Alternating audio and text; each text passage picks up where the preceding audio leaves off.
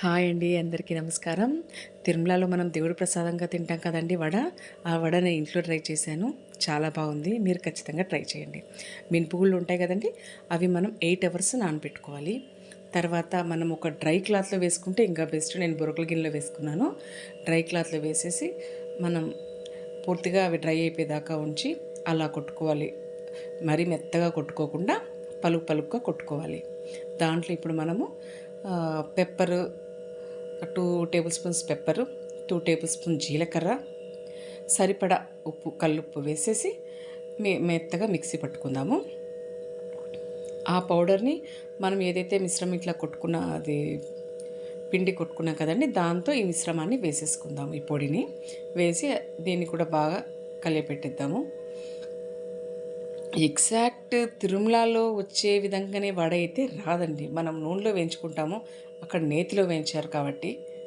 కాకపోతే 80% అయితే ట్రై చేశాను. నాకైతే సేమ్ అదే టేస్టే అనిపించింది. నేనేం చేశానంటే వడ తీసాక కొంచెం నెయ్యి పూసాను. సో అదే టేస్టే అనిపించింది నాకు. ట్రై చేస్తేనే కదండి తెలిసేది. సో మీరు కూడా ట్రై చేయండి. ఓకే, చూడండి ఈ కన్సిస్టెన్సీగా చేసుకోవాలి. ఇప్పుడు మనం ఒక కవర్ తీసుకొని వాటర్తో తుడుచుకుందామండి, కింద అతుక్కోకుండా. అంత పెద్ద సైజు తీసుకున్నాను నేను. ఫస్ట్ది పెద్ద సైజు తీసుకొని అలా మధ్య మధ్యలో అది చేతికి అంటుకుంటూ ఉంటుందండి, కొంచెం బంకలాగా. సో అప్పుడప్పుడు వాటర్తో ఒక్కసారి ట్యాప్ చేసుకుంటే సరిపోతుంది, మనకు అతుక్కోకుండా. ఇప్పుడు బాగా ఆయిల్ హీట్ చేసుకొని ఈ రొట్టెని దాంతో వేసుకుందాము.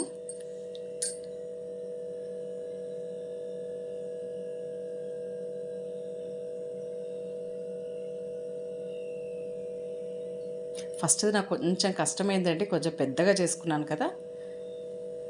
సో సెకండ్ టైం అన్నీ చిన్న చిన్నవే చేశాను. ఇవి బాగా ఇబ్బంది లేకుండా వచ్చేసాయి. అదైనా ఇబ్బంది లేకుండా వస్తుంది, కాకపోతే మనము డ్రై క్లాత్లో వేసుకుంటే మనకు పర్ఫెక్ట్గా వస్తుందండి.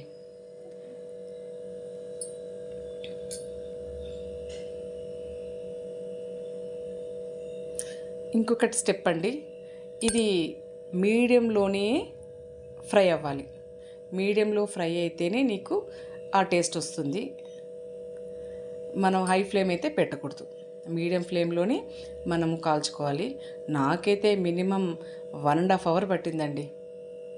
ఎగ్జాక్ట్ టేస్ట్ రావాలంటే మనం ఆ మాత్రం టైం కేటాయించాలి కదా.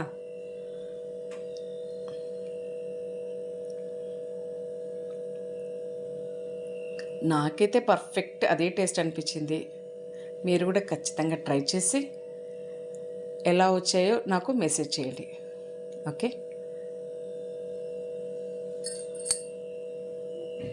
చూడండి.